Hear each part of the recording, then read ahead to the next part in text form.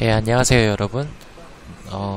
블레이드 앤 소울 스토리를 이제 또 진행을 하게 되었는데요. 지금 현재는 13장이고요. 1막에 13장인데 그 앞부분은 많은 고민을 한 끝에 게임을 어떻게 하는지, 어떤 플레이를 하는지를 이렇게 튜토리얼 같은 느낌을 많이 주기 때문에 많이 지루할 수 있을 것 같아서 제가 약간 스킵을 했습니다. 일단 여기까지 본 내용들은, 하게 된 내용들을 이제 제가 직접 그냥 스토리상으로 읽어드리는 쪽으로 진행을 하도록 하겠습니다. 많은 양해 부탁드립니다. 어떻게 읽어드릴 거냐면, 여기 보면은 지난 이야기가 있는데 자, 서막에서 제1장 물봉의 아침, 이 부분을 제가 다 읽어드릴 거예요. 처음에는 지루할지 몰라도 이런 내용이 있었다라는 것을 간략하게 나와준 글들이기 때문에 한 번씩 시청하는데 도움 많이 되셨으면 좋겠어요. 자, 1장 물봉의 아침. 폭풍우 치던 밤, 한 자경단원이 다급히 숙소를 찾았다. 남쪽 바다에서 불기둥이 보였다는 보고다. 도천풍은 충각단이 아니라는 말에 한숨을 놓긴 했지만 문득 불길한 예감이 들었다. 남쪽 바다는 물봉이 있는 것이다. 25년 전 도천풍은 물봉을 떠났다. 도탄에 빠진 백성을 구하기 위해 사모님의 반대를 무릅쓰고 출사길에 올랐다. 비록 사문을 떠난 몸이었지만 그는 하루도 사부님을 잊은 적이 없었다. 배는 어느덧 물봉 앞바다에 이르렀다. 예감은 들어맞았다. 물봉이 불길에 휩싸이고 있었다.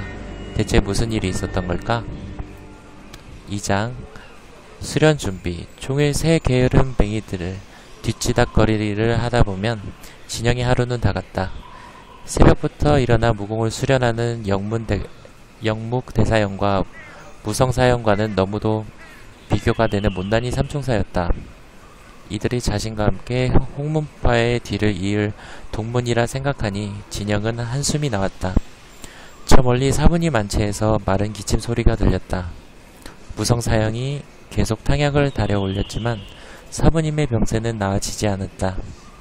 밤에는 기침 소리가 잦아들지 않았다. 잠도 제대로 못 주무시는 것 같아 진영은 마음이 아팠다.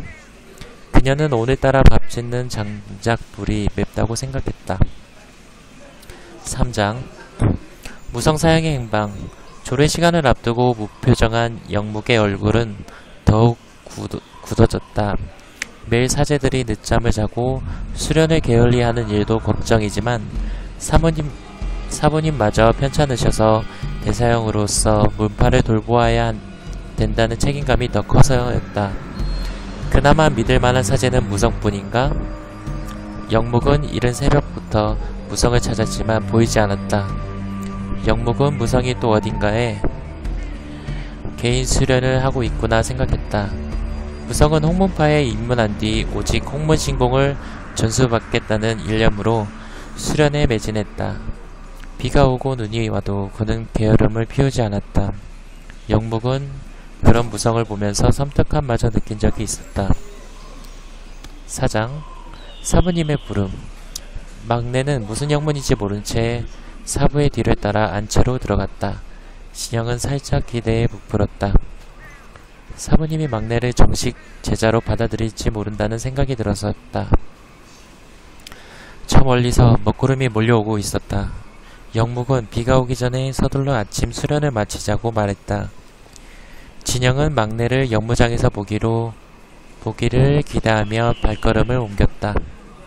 5장 홍문파 입문. 영묵은 막내가 건넨 책을 보고 놀랐다. 그 책은 다름 아닌 홍문신공의 비급이 적힌 책이었다. 영묵은 묘한 기분이 들었다. 사부님은 수제자인 자신도 아니고 출중한 무성도 아닌 막내를 홍문신공의 계승자로 선택한 것이다. 그는 실망감보다 당혹감이 더 컸다. 어젯밤 사부는 영복을 조용히 불렀다. 무조건 자신의 결정을 따라 달라는 말과 함께 내일부터 막내의 수련을 맡아달라는 말을 건넸다.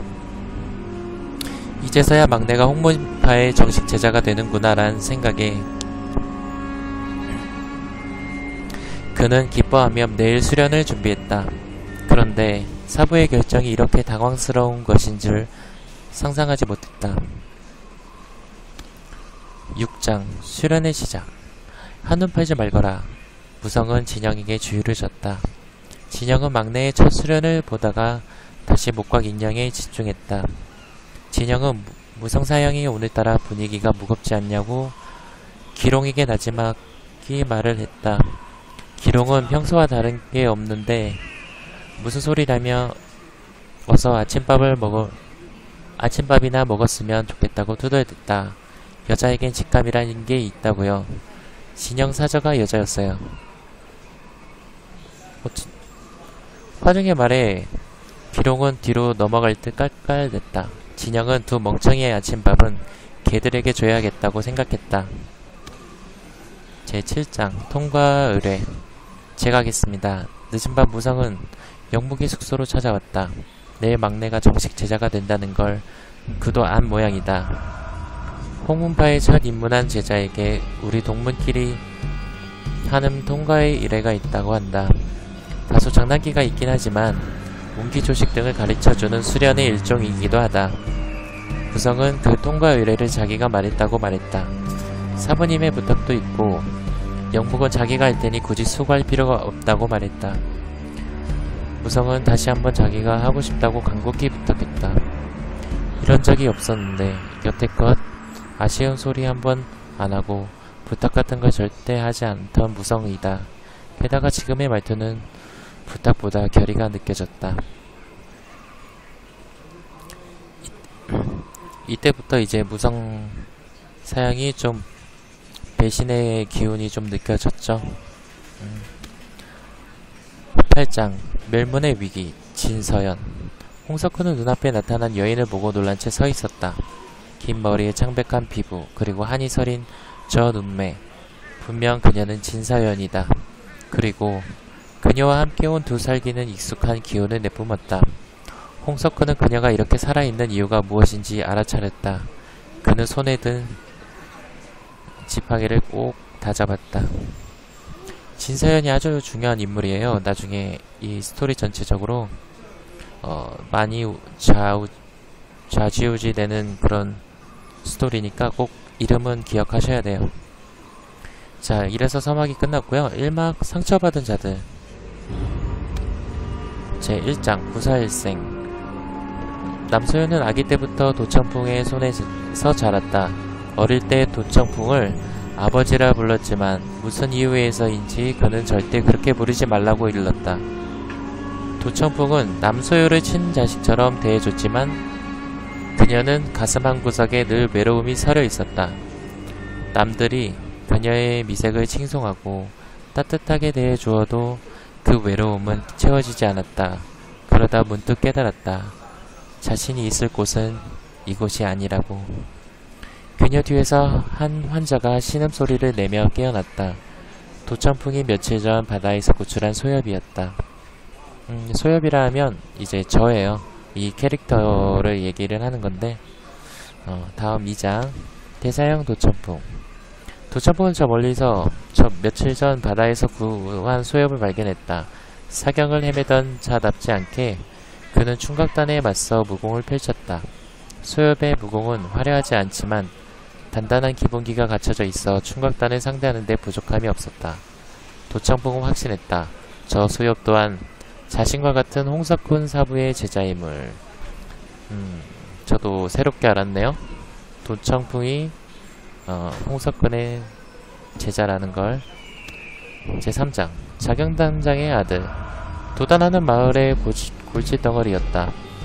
자경단장인 아버지의 위세를 등에 업고 마을 사람들에게 거들먹거리는 데다가 나타나면 늘 사고만 쳤다.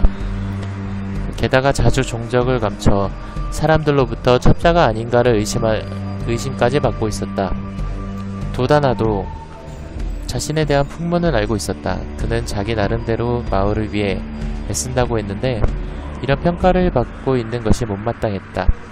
도화단이 굉장히 엉뚱한 성격이에요. 보통 이제 말썽꾸러기라고 또 하고 이제 골칫덩어리였다는 게 얘 성격을 대표하는 거라고 보시면 될 것 같아요. 마을 사람들에게 인정받고 아버지에게 누가 되지 않기 위해서 그는 서둘러 공을 세워야 한다는 부담감을 느꼈다. 하지만 결과는 충각단의 포로 신세였다. 이걸 또 제가 구출하죠. 제4장 남소유라는 이름의 여인. 도다나는 그때 겨우 4살짜리 아이였지만 지금도 그 모습이 잊을 수 없다. 운국 황실 경호대장이셨던 아버지는 그날따라 늦게 집으로 돌아왔다. 아버지가 온 기척에 잠자던 도다나는 일어나 문으로 갔다. 문 앞에 아버지는 피범벅이 되었고 한 팔에 비단 포대기를 안고 있었다. 도다나는 피를 뒤집어 쓴 아버지보다 그 아기의 얼굴에 넋을 잃었다. 붉은 하늘에 떠있는 하얀 달처럼 그 아기의 얼굴은 빛나고 있었다. 그날 이후 도다나는 아버지와 함께 유랑 생활을 했다. 인적이 드문 곳을 골라 여기저기 떠돌았다. 어린아이에게는 힘든 나날이었다. 하지만 그 아기가 웃으면 모든 근심과 걱정이 사라졌다. 도다나는 아버지에게 아기 이름을 뭐냐고 물었다. 소유라고 답했다. 성도 물었다. 아버지는 망설이다 답했다. 아니 남씨다. 남소유다. 이 남소유라는 여자애는 나중에 대해서 스토리를 알겠지만 일부러 성씨를 남씨라고 한 데에 이유가 있어요. 그게 아주 궁금하실 거예요. 자, 다음 장. 생명의 은인. 도천풍은 촌장이 집에 없는 것을 확인하고 발길을 돌렸다. 요즘 들어 촌장이 자리를 비우는 일이 많아졌다. 마을에 첩자가 있다는 일 때문에 촌장도 나름대로 알아보는 것 같았다. 자경단 본박을 만나면서 이것저것 많은 것을 물어보는 이유도 그것이라 생각했다. 도천풍은 마을 사람들이 도다나를 첩자로 본다는 이 소문을 알고 있었다. 아들 녀석이 아무리 모자라도 그럴 위는 절대 아니라는 것쯤은 그도 알고 있다. 늘 바깥 일에만 신경 쓰느라 아들을 제대로 돌보지 못했다. 아들이 저렇게 엇나가는 것도 자신의 탓 같았다. 제6장 수상한 촌장. 도다나는 자신의 능력을 보여주기 위해 아버지께 임무를 달라고 졸랐다. 마침내 임무를 받았지만 그 임무라는 게 기분 나쁘게도 혈강씨와 원한영이 들끓는 공동묘지로 가는 일이다. 아버지는 거사의 준비와 관련된 일이니 서두르라고 재촉했다. 하필 공동묘지로 심부름이라니. 도다나는 어릴 때부터 귀신과 요괴라면 질색이었다. 늘 집을 비우는 아버지 때문에 어릴 때부터 혼자 있는 날이 많았다. 집안에 혼자 있으면 늘 귀신 생각이 들어 겁을 먹었다. 어린 남소유 앞에서 그런 내색은 못했다. 도다나의 허세는 그때부터 길러졌다. 7장 도적들의 정체. 엽기사는 머리통을 매만졌다. 커다란 혹이 뒤통수에 확실히 자리 잡았다. 그는 기억을 더듬었다. 도청풍 단장님이 지시한 유황을 입수해서 원령 공동묘지로 가던 중이었다. 거의 다 왔구나 하고 생각했는데 자 갑자기 눈앞이 별이 보였다. 그리고 그가 깨어났을 땐 이미 유황은 사라지고 없었다. 단장님이 이 사실을 알면 크게 경을 치실 게 뻔했다. 유황은 이번 거사에서 꼭 필요한 물건이다. 충각단 기지를 재롱림에서 몰아낼 거사 말이다. 8장 해적과 손잡은 산적. 홍룡채는 농림도의 지방 조직으로 이 일대를 주 무대로 노략질을 일삼고 있다. 농림도는 도적왕 소영상이 이끄는 강호의 대표적인 산적 모임이다. 이들은 원래 의적이었지만 소영상이 행방불명된 후 구심점을 잃고 백성들을 괴롭히는 시정잡배 집단으로 타락했다. 바다에는 충각단 산에는 농림도가 판을 치고 다니는데도 운국의 문무관리들은 아무도 백성을 살피지 않았다. 도청풍이 대나무 마을을 찾았을 때만 해도 이곳은 도적이 들끓던 피폐한 마을이었다. 좋게도 도청풍이었지만 이런 사정을 두고만 볼 수 없었다. 도청풍이 고강한 무공으로 도적들을 물리치자 마을 사람들은 그가 마을에 남아있기를 간곡히 부탁했다. 도청풍도 더 이상 아이들을 데리고 도망만 다니는 생활을 할 수가 없었다. 그는 그렇게 마을에 정착했고 마을을 스스로 지키기 위해 자경단을 조직했다. 썩어빠진 조정에 더 이상 기댈 수 없었다. 황궁에 있었던 도청풍은 누구보다 그 사실을 잘 알고 있었다. 9장 어두운 등장 및 충각단 중원 사대륙과 내외대양을 누비며 해적기를 일삼는 패도의 무리다. 이들은 원래 바다 여기저기에서 누락지를 일삼던 오합지졸의 해적단에 불과했다. 그런데 악태우가 수렴청정하고 운국의 힘이 쇠약해지던 시기 검은 군함을 이끌고 나타난 철무계라는 제독이 나타나 흩어져 있는 해적들을 일통했다. 철무계는 자신의 해적연합을 충각단이라 부르며 강호의 그 악명을 떨치기 시작했다. 이들은 상성과 마을을 약탈하는 것은 물론 사람들은 납치의 노예로 팔아넘기기도 하였다. 훔친 물건을 밀매하고 밀술품을 운반하는 등 돈이 되는 일은 모두 손을 뻗쳤다. 게다가 물의 패도 집단들과 손을 잡고 육지까지 세력을 넓히는 등 강호의 사마 외도를 규합하는 매개자 역할까지 겸했다. 제독 철무계는 충성서약과 일정의 상납금만 바친다면 각 지부의 일은 자율에 맡겼다. 그리고 실력만 뛰어난다면 출신을 가리지 않고 중임을 맡겼다. 강호를 떠돌던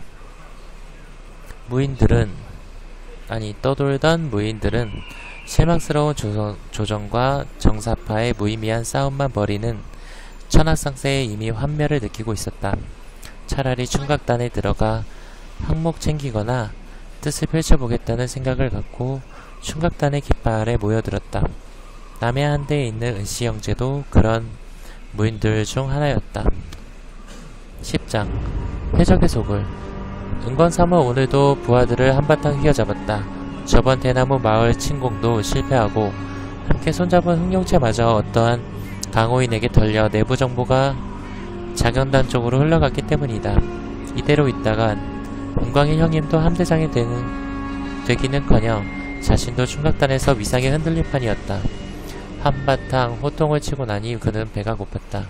숙소로 들어오니 탁자 위에 고기와 생선, 과일 등이 먹기 좋게 놓여 있었다. 자기의 심기가 심상치 않음을 알고 부하들이 알아서 준비해 놓은 것이리라. 다른 일도 이렇게 눈치껏 해결하면 오죽 좋아라고 생각하며 탁자 위에 음식을 개걸스럽게 먹기 시작했다. 잠시 후 은관삼은 자신이 바닥에 쓰러진 걸 알았다. 누군가 음식에 약을 탄 것이다. 제11장 검은 기운 차갑고 무거운 기운 때문에 눈을 떴다. 하지만 무성은 아무것도 볼 수 없었다. 오직 어둠만이 보였다. 어둠 속에서 옛 기억이 떠올랐다. 유가촌 시절 무성은 마영강군에게 반항하다가 모진 고문을 당한 후 동굴 안에 갇혔다. 불빛 하나 없는 그곳에서 무성은 눈을 감지 않았다. 아무것도 보이지 않았지만 억울함과 분함 때문에 뜬 눈을 지냈다. 어둠을 바라보니 말을 하는 것처럼 느껴졌다. 억울하면 강해져라. 이게 다 네가 나약한 탓이다. 그가 풀려났을 때 이미 부모와 누이는 죽어 있었다. 장례는커녕 제대로 수습되지도 못하고 길바닥에 나뒹굴고 있었다. 눈앞이 깜깜해졌다. 어둠이 말했다. 이대로 당하고만 있을 거야? 정신을 차리고 보니 그의 손엔 피투성이의 칼이 바닥엔 마영강군의 시체가 눈에 들어왔다. 갑자기 그날의 분노와 슬픔이 치밀어 올랐다. 그 감정은 몸 안에 들어오는 음습한 기운과 섞여 하나가 되기 시작했다. 무성은 어둠이 말하는 소리를 또다시 들었다. 강해져라. 그날 같은 일은 당하지 않으려면 말이야. 무성은 말없이 어둠을 받아들였다. 제12장 타케의 시체 도청풍은 오래전 이런 것을 본 적이 있다. 30년 전 홍문파에 입문한 지 3년이 되던 해였다. 사부님과 강호를 돌아다니며 수행하던 중 인적이 둔문 속에서 괴이한 시체를 발견했다. 몸은 말라 비틀어져 진기를 모두 빨렸고 검은 기운이 감돌고 있었다. 이는 분명 마공을 익힌 자의 소행이 분명했다. 홍석훈 사부는 그것을 타키의 시체라고 불렀다. 사부는 도청풍이 시체 가까이 다가가지 못하도록 물렸고 단번에 시체를 불태워 없앴다. 도청풍은 사부님의 얼굴이 그렇게 심각해진 것을 본 적이 없었다. 그 일이 있은 후 얼마 되지 않아 사부님은 수월병원 고도시로 가셨다. 저 멀리 보이는 먹구름이 심상치 않아 보였다. 까지가 지난 이야기였어요. 이게 대부분 플레이 중에서 많이 튜토리얼 같은 그런 부분이 많아서 일단 생략했다는 것을 좀 알아주셨으면 하고요. 이제부터 13장 괴팍한 독초 거사를 진행하도록 하죠. 이게 제 캐릭터예요. 이쁘죠? 자, 가봅시다.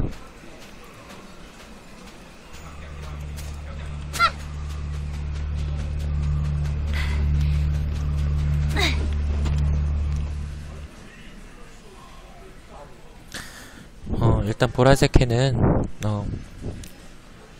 메인 캐를 따라가면서 하도록 하는데요. 보라색 캐가 뭐냐면 검사가 각 클래스별 검사가 해야 될 일, 암살자가 해야 될 일 이런 것들을 알려줘요.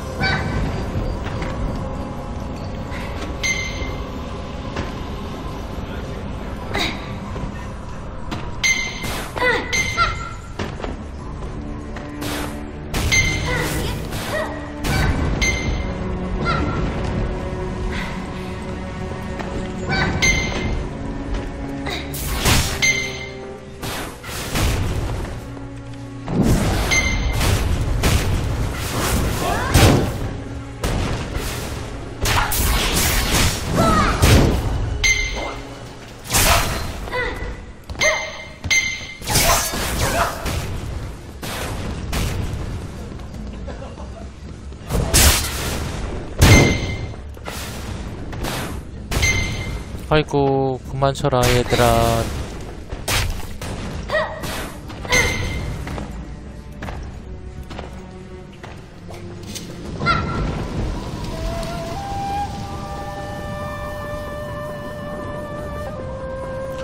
화정사형 저 왔어요. 이제 마지막 수련만이 남았구나. 잘 찾아왔구나. 이제 제법 무인 티가 나는걸. 막내라고 놀리지도 못하겠어. 어쨌든 오늘 배울 건 다리배기야. 검사 최고의 반격기지.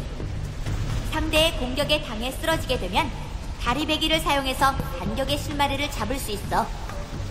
오늘은 내가 직접 상대할 테니 각오 단단히 하라고. 사정 안 봐준다. 쓰러졌을 때 다리배기를 사용하면 반격의 기회를 노릴 수 있지. 날 상대로 네 기량을 마음껏 뽐내봐.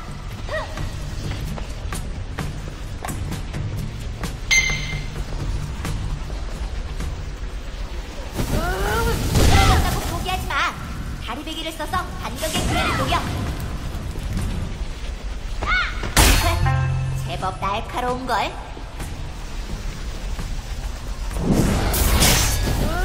쓰러졌다고 포기하지 마. 다리배기를 써서 반격의 기회를 노려. 제법 날카로운걸.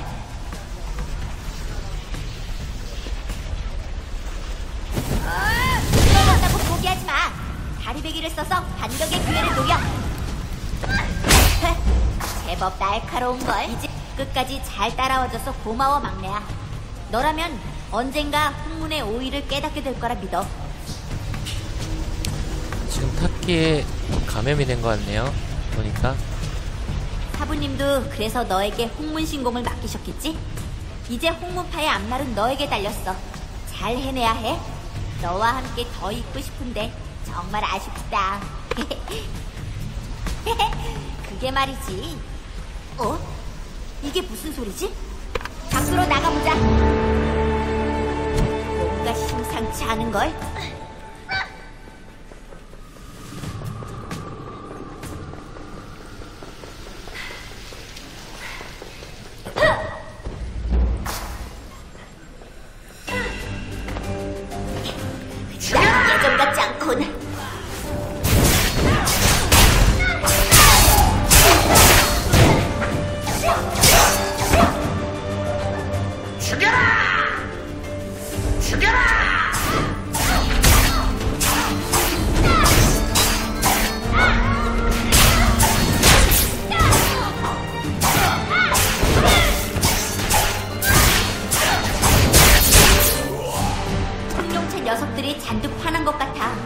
왜 널 쫓아오는 거지?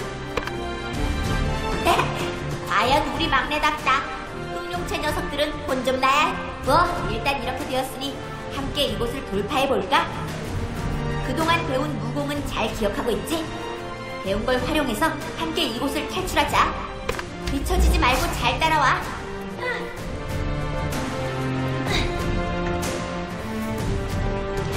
조금 더 빨리 가볼까?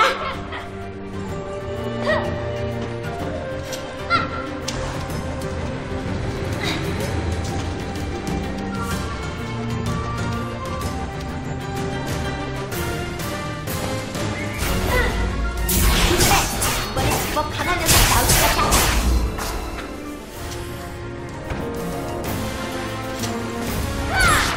이미 가공수에 침입한 것이 너희들 용서의 비밀을 알게 된 이상 살려두지 않겠다.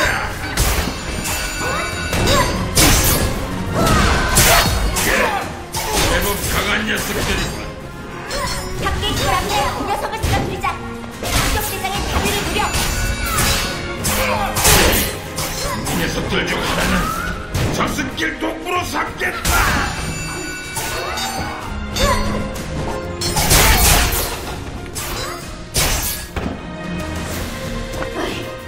널 가르치느라 너무 진을 뺐나? 겨우 이 정도로 숨이 차다니. 무일봉에서 게으른 피 탓이지 뭐. 막내 너는 어서 이곳을. 괜찮아. 어서 이곳에서 나가자. 어서 나가자.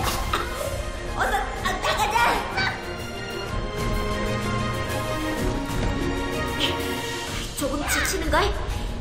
어서 이곳을 나가자! 자, 드디어 이제 기다리고 기다렸던 영상이 나오죠. 이제 물소로 하시는 모든 분들이 이 영상을 보기 위해서 왔구나, 막내야. 욕을 하면서 게임을 했던 부분입니다. 막내, 너구나. 이 몸이 그런 녀석들한테 당할 리 없잖아. 이건 무일봉에서 놈들에게 당했어. 닭기가 온몸에 퍼지고 있어. 그래도 다행이다. 죽기 전에 널 만나서. 난 이미 틀렸어. 마무리 되기 전에 사부님 곁으로 가려고 했지만 네가 살아있는 것을 알고는 마음을 고쳐먹었지. 살아야겠다. 살아서 막내에게 내가 아는 걸 전해야겠다. 그 마음으로 끝까지 버텼다. 하지만 이제 한계인가 봐. 막내 너랑 더 많은 시간을 함께하고 싶었는데, 더 많은 것들을 가르쳐주고 싶었는데, 막내야, 내 목까지 살아서 꼭 너의 길을, 홍문의 길을 꼭 찾아. 안녕. 빨리 만렙을 찍기 위해서 8분 만에 깨는 이런 역사들이 많죠. 이 사형을 죽이기 위해서 꼭 퀘스트를 깨야 다음 진행이 되니까요. 영상 보시죠. 안녕, 막내야.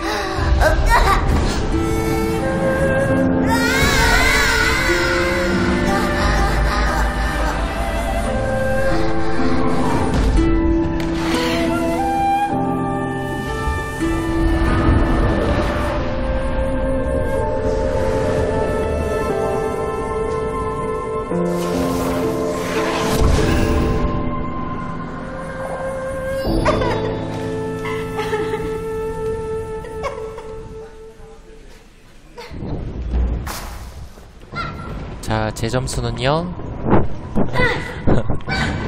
이게 절대 해보시면은 이렇게 슬퍼할 일이 없어요. 오히려 더 기뻐요. 왜냐하면 이제 좀 진지해지거든요. 다음 수련고를 가서 다음 농명초까지 가면 여기가 일단 제일 가장 지루한 기간이에요. 일단 구간이라고 하죠. 그 구간이 여기 농면초까지예요. 자, 오늘은 여기까지. 자, 다음 시간에 또 만나요. 다음에는 좀 더 영상 위주로 녹화를 하도록 할게요. 그때 또 봬요.